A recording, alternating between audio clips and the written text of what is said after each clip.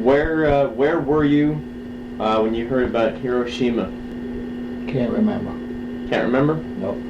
What about Nagasaki?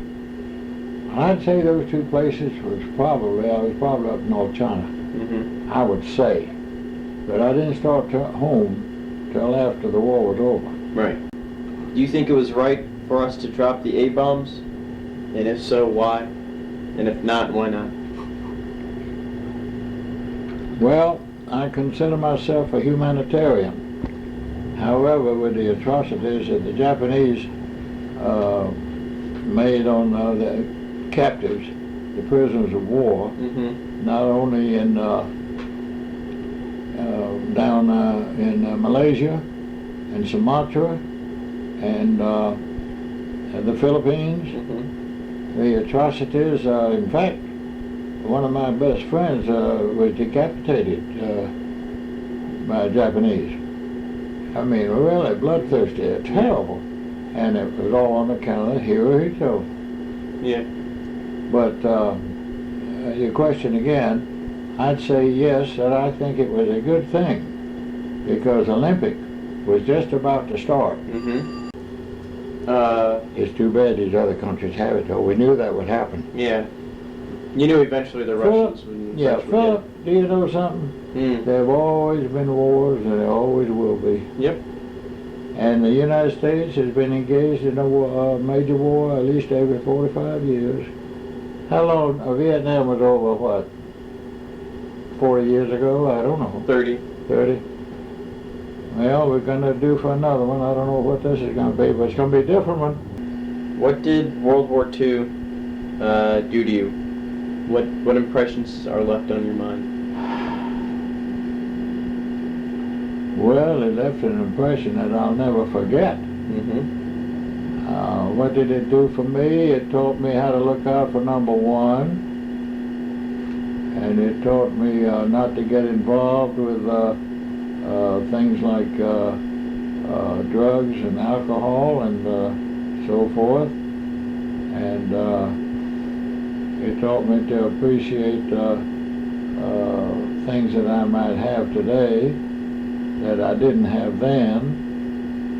And it was a leveling influence. I saw some terrible things happen. It's a terrible thing, and nobody wins. Everybody loses.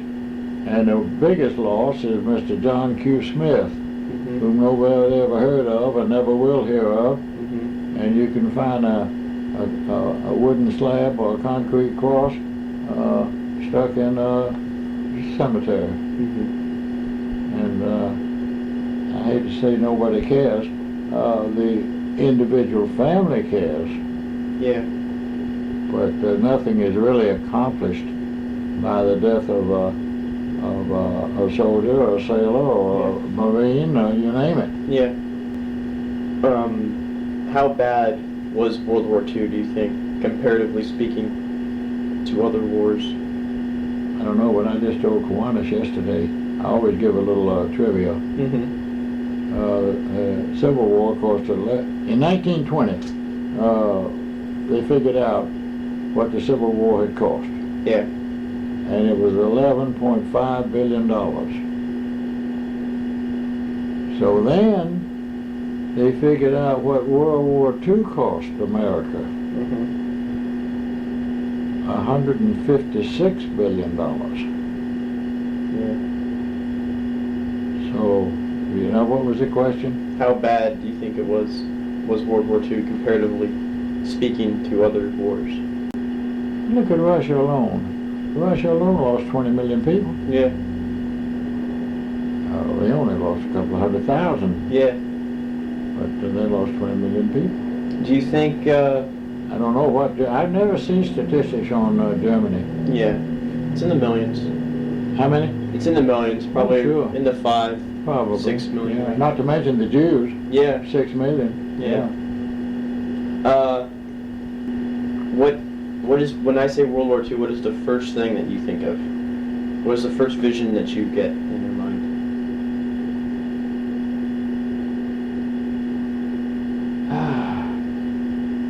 I remember I remember one day I was standing on the field, and I had communication set with me, and this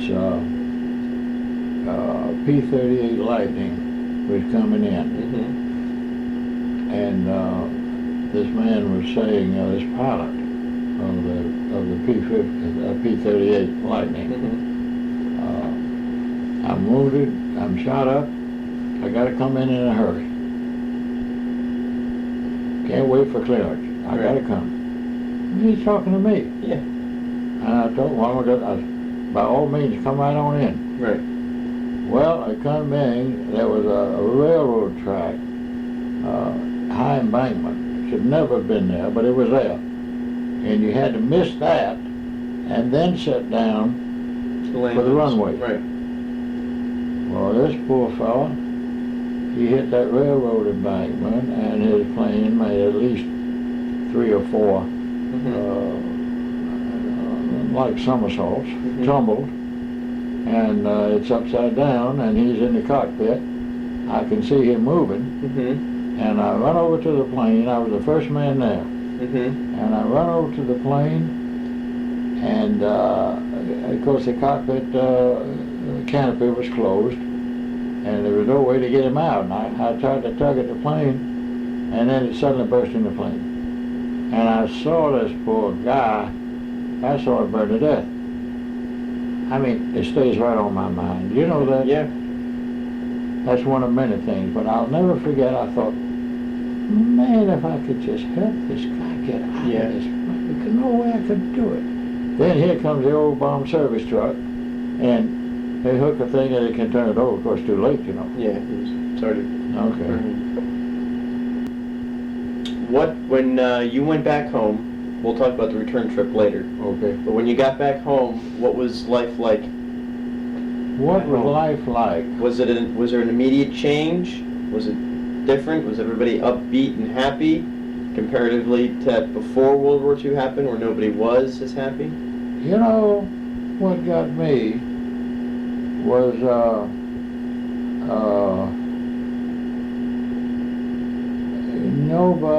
nobody said thank you. Nobody just took it as well, thank goodness that thing's over, and we don't have to worry about that now. And rationing was on, and you couldn't give them one pair of shoes, you couldn't get any gasoline, you couldn't get any this and that and the other. And they want to forget the thing, Phil. When did you get married?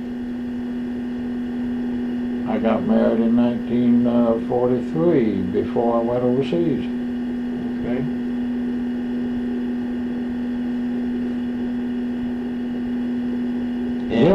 You know why everybody was getting married then? Yeah, I was going to ask, why did you get married right before you knew you were going to leave, right? I knew we were going to leave, but figured never get back. Okay. Never get back. And that's why I think there were so many divorces afterwards. After the divorce. Because they married in a hurry, and they never gave it a chance, and never thought about it. And it just was, it was a hurry up thing. Yeah. And did you consistently write home? I wrote every chance I had. In fact, there were old footlockers up in the attic. If you wanted to climb up there and open that old footlocker, you'd find a lot of letters that are still there. Faded with time. You know, here I got to play the violin. And were there any... How hard was it to be away from home? What was it like being in World War II and being away from Georgia for 2.5, 3 years? Phil, I'm convinced that the human body can withstand anything that comes along. You can adapt. There's a good word. You can adapt to anything. Unpleasantness, discomfort,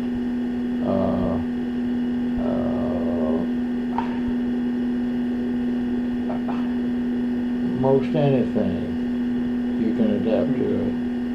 And you get where you get immune to certain things. certain things. Right. You know, you get used to doing without, and you don't expect to do with. Mm-hmm. So you just accept it as it is. Mm-hmm. You know what we had? We got some sea rations, and the date was on the carton when they were made. Yeah. They were World War I. That had been in a warehouse. Well, we got to get rid of these. We sent them over to the Moors. Ew. There was one stick of Wrigley Spirit gum in there, and it was limp as a rag. I mean, really? God. Yeah. Oh, Ew. yeah. Ew. That's what I mean by make do, you know. Yeah, you gotta make do. Yeah. But there was a piece of chocolate in there that was hard as a rock. Mm-hmm. But we never had anything stateside. Mm-hmm. And boy, that piece of chocolate was delicious. It was just like a rock, you know. Mm-hmm. But oh God. But it was good. Yeah, it was good. Yeah.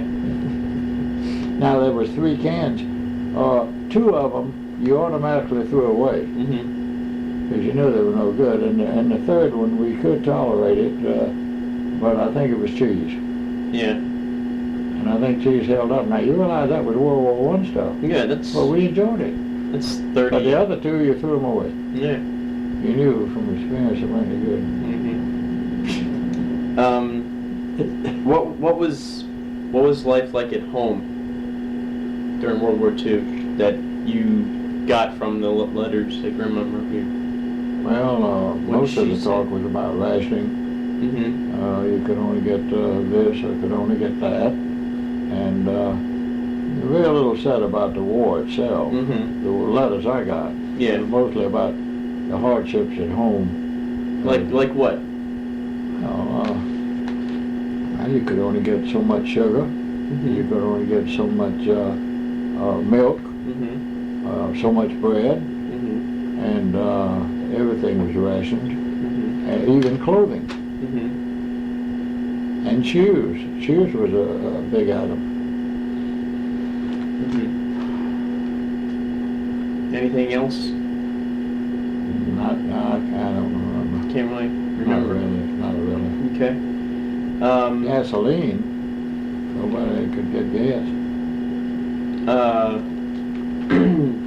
What was the camaraderie ship like with your fellow soldiers, your fellow mates? Well, you kind of had your own group you kind of stayed with, and then the others had the group they stayed with, and everybody was more or less friendly. Some of the men went wild over these Chinese women. They looked, well, some of them were beautiful. There's no doubt about it. Yeah. Now, our crew chief, when we left Kunming, he married this Chinese woman in a Chinese wedding. Mm-hmm. Now, he was married over here and had kids, No. but life was different over there. Mm-hmm. And he fell in love, I guess, with her. Who knows what love was? I don't know. Yeah. And so she flew up with us to Chantu. When she got up there, she was very unhappy. They speak a lot of different dialects, like Cantonese or Mandarin or you name it, and she couldn't speak the language. Right. So she disappeared. And he always broke his heart. Yeah. She was what I would call a convenience item to him. Yeah. But he said, boy, he missed it. I forget what her name was. Doesn't matter.